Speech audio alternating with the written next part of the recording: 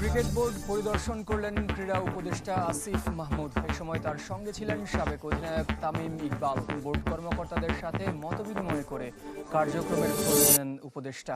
এর আগে জালাল ইউনুসের পদত্যাগের মধ্য দিয়ে দৃশ্যমান হয়েছে বিসিবি পুনর্গঠনের উদ্যোগ। যদিও তামিমের উপস্থিতি ও পরিচালকদের পদত্যাগ ইস্যুতে মুখ খুলতে রাজি নন প্রধান নির্বাহী। My future is the board change and the new people wants to make a change.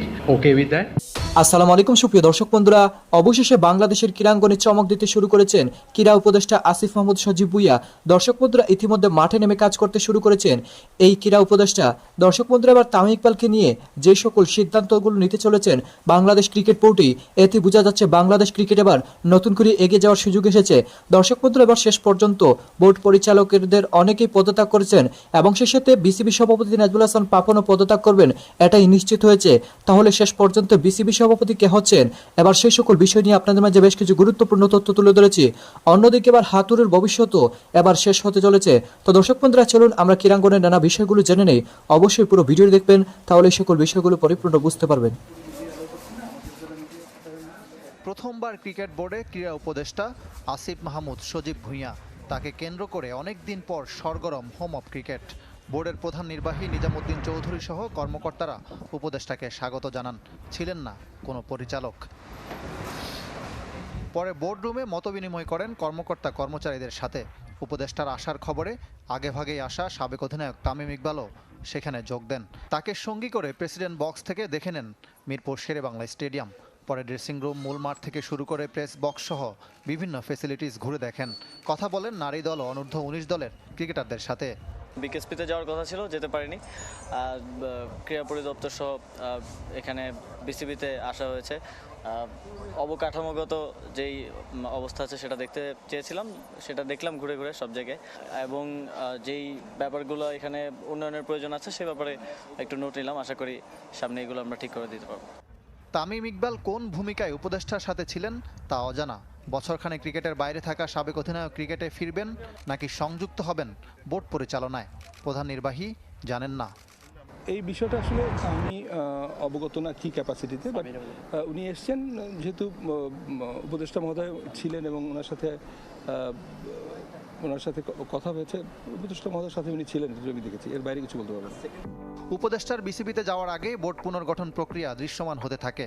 তার প্রথম পদক্ষেপ জাতীয় ক্রীড়া পরিষদ মনোনীত কাউন্সিলর ও পরিচালক জালাল ইউনুসের পদত্যাগ।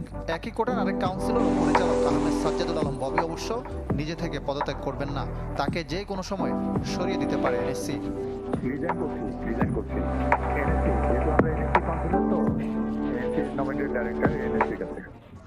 তবে বোর্ডের প্রধান নির্বাহী কারো পদত্যাগ কিংবা বিসিবি পুনর্গঠনের ব্যাপারে কিছুই বলতে চান না। আমি এখন তো এই ধরনের কোনো বিষয় আসলে পাবলিক বলার আমার সুযোগ নেই। আমি বলছি বোর্ডের এই বিষয়গুলোতে সিদ্ধান্ত আসবে, আমি সেভাবে বাট আপডেটটা দেওয়ার মতো সিচুয়েশনে আমি নেই। এনএসসির 2 পরিচালক পদ শূন্য হলে সেখানে নতুন দুজনকে মনোনীত করবে সরকার। এগিয়ে আছেন সাবেক অধিনায়ক ফারুক আহমেদ ও নাজমুল আবেদিন ফাহিম। ইকরাম হুসাইন, চ্যানেল 24, ঢাকা। বাংলাদেশে নাকি অন্য কোথাও হবে নারী টি-20 বিশ্বকাপ তা জানা যাবে কাল। মঙ্গলবার ভার্চুয়াল সভায় চূড়ান্ত সিদ্ধান্ত আসবে। তবে এই সভায় বোর্ড সভাপতি নাজমুল হাসান বাংলাদেশকে প্রতিনিধিত্ব করবেন নাকি অন্য কেউ তা জানে না বিসিবি প্রধান নির্বাহী। তবে অস্ট্রেলিয়ার অধিনায়ক অ্যালিসা হিলি বলেছেন বাংলাদেশে বিশ্বকাপ আয়োজন হবে ভুল সিদ্ধান্ত। মঙ্গলবারই ভাগ্য নির্ধারিত হবে নারী টি-20 বিশ্বকাপ ভেন্যুর। আইসিসির ভার্চুয়াল সভায় অংশ নেবে পরিচালনা পর্ষদ। মূল এজেন্ডা বিশ্বকাপের ভবিষ্যৎ। তবে অভিভাবক শূন্য বিসিবির প্রতিনিধিত্ব কে করবেন তা নিশ্চিত নয়। কে তুলে ধরবেন বাংলাদেশের অবস্থান সুনির্দিষ্ট করেন আমরা এটা জানিয়েছি। নির্দেশনা পেলে আমরা সেভাবে যেভাবে রিঅ্যাকশন দেয় সেভাবে আমরা কথা বলব। যারা আছেন তাদের মধ্যে থেকে করতে হবে। বাস্তবতায় সময় যত গড়াচ্ছে একটু একটু করে বাংলাদেশের সম্ভাবনা কমছে। দূরে সরে যাচ্ছে নারী বিশ্বকাপ, যার মূলে নিরাপত্তা।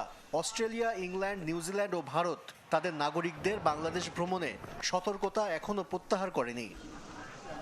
তবুও হাল ছাড়ছে না বিসিবি। অন্তর্বর্তী সরকারের সাথে আলোচনা চলমান, আইসিসির সাথেও নিয়মিত যোগাযোগ করছে ক্রিকেট বোর্ড। আমাদের প্রিপারেশনের দিক থেকে আমরা ফুলি কনফিডেন্ট যে সময় আছে, সেই সময়ের মধ্যে আমরা করতে পারবো। তারপরে সার্বিক পরিস্থিতি বিবেচনা করে সরকারও যথেষ্ট প্রোঅ্যাক্টিভ ভাবে সিদ্ধান্ত নিচ্ছেন বা কাজ করছেন। ইন্টারন্যাশনাল ক্রিকেট কাউন্সিল যারা এর দায়িত্বে আছেন তাদেরকে অবহিত করেছে এবং they are happy with our preparation and everything. আলোচনার মাঝেই আগুনে ঘি ঢাললেন এলিসা হিলি। বাংলাদেশে এই টুর্নামেন্ট হবার বিপক্ষে অবস্থান নিয়েছেন অস্ট্রেলিয়া অধিনায়ক। এই মুহূর্তে বাংলাদেশে খেলা কঠিন মনে হচ্ছে। একজন মানুষ হিসেবে আমি মনে করি খেলাটা ভুল হবে। একটা দেশের সম্পদ নষ্ট হচ্ছে, তারা সংগ্রাম করছে। এ অবস্থায় তাদের পাশে দাঁড়ানো উচিত। তবে বাংলাদেশ ক্রিকেট টুর্নামেন্টের চাইতে ভাবনার অনেক বিষয় আছে, কিন্তু এটা আমি আইসিসির ওপর ছেড়ে দেব। আইসিসির ভাবনায়ও আছে বিকল্প ভেন্যু, যেখানে এগিয়ে আরব আমিরাত ও জিম্বাবুয়ে। আশিক রুদ্র, চ্যানেল 24, ঢাকা। জানাবো পাকিস্তান বাংলাদেশ সিরিজের খবর। বাংলাদেশে নিজের ভবিষ্যৎ নিয়ে উদ্বিগ্ন নন হেড কোচ চন্ডিকা হাথুরুসিংহে। গণ অভ্যুত্থানের শিক্ষার্থীদের পক্ষে প্রার্থনা করেছেন বলেও জানিয়েছেন এই লঙ্কান। আজ রাওয়ালপিন্ডি স্টেডিয়ামে অনুশীলন করেছে টিম বাংলাদেশ। ক্রিকেট বোর্ডে ক্ষমতার পালাবদল ও সংস্কার প্রক্রিয়া কোচ হিসেবে চন্ডিকা হাথুরুসিংহের বাকি মেয়াদকে অনিশ্চিত করে তুলেছে। সেসব অবশ্য বড় করে দেখতে চান না Lankan coach. I have no idea what's happening back home. বোর্ডে এই মুহূর্তে কি চলছে সে ব্যাপারে আমি কিছুই জানি না। আমি চুক্তি অনুযায়ী কাজ করে যাব।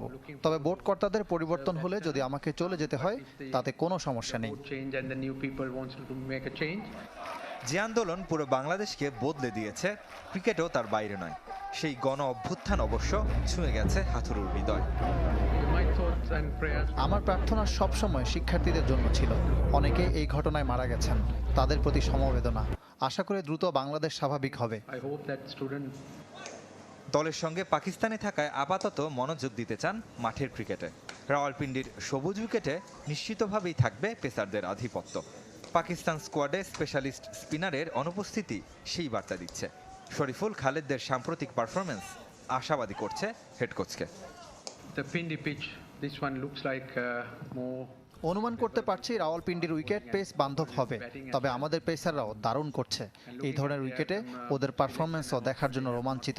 সঙ্গে পিসিবিকে ধন্যবাদ দিতে চাই বাংলাদেশ এ দলকে আমন্ত্রণ জানানোর জন্য। My future is the board change and the new people wants to make a change. Okay with that?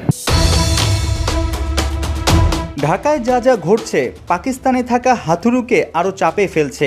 Cricket বোর্ডে নতুন সভাপতি হওয়ার দৌড়ে এগিয়ে ফারুক আহমেদ। সোমবার ক্রীড়া উপদেষ্টাকে বিসিবি ঘুরিয়ে দেখিয়েছেন তামিম ইকবাল। মজার ব্যাপার, হেড কোচ চন্ডিকা হাথুরুসিংহে নিজের 2 মেয়াদে এই দুজনের সঙ্গেই ঝামেলায় জড়িয়েছেন। বলা যায় ক্ষমতা দেখিয়ে দুজনকেই বঞ্চিত করেছেন, দেশের ক্রিকেটের 12টা বাজিয়েছেন। তাই বাংলাদেশে পালাবদলের এই সময়ে চাকুরিটা যে সুতোয় ঝুলছে তা হাথুরুও টের পেয়ে গেছেন। My future is I have signed a contract till whatever the date, and then I'm looking forward to serve that term. But if the board change and the new people wants to make a change, yeah, I'm okay with that. If they wanted me to continue, if they're happy with me, I'm happy to continue as well. ঢাকার এই ছবিগুলো মাথা থেকে ঝেড়ে ফেলা কঠিন হাথুরুর। তবুও মাঠের ক্রিকেটে ফোকাস করার বিকল্প নাই। রাওয়ালপিন্ডিতে 2 ম্যাচের টেস্ট সিরিজ, বরাবরই ঘরের মাঠে স্পিন পিচের রেজাল্ট খোঁজা কোচের জন্য পাকিস্তান ক্রিকেট বোর্ড তৈরি করেছে পেস ফ্রেন্ডলি উইকেট। এ যেন একের পর এক বাউন্সার হাথুরুর দিকে। The Pindi pitch, this one looks like more favorable for fast bowling and probably batting as well. We have developed a lot of good fast bowlers in our rank as well. So we have decent fast bowlers if the condition favors. সাম্প্রতিক ঘটনায় শুধু head coach নন, অভিজ্ঞ সাকিবও বেশ চাপে। চলতি বছরে সব test খেলার প্রতিশ্রুতি দেয়া এই অলরাউন্ডার কি মানসিকভাবে ফিট আছেন? He is actually batting well. He's looked fitter, as I don't know many people know. He has done some eye testing as well. So and then he is saying that has helped him to focus on what the problem that he had. বাংলাদেশের মানুষের মুখে হাসি ফোটাতে রাওয়ালপিন্ডি টেস্টে দুর্দান্ত কিছু করতে মুখিয়ে টাইগাররা।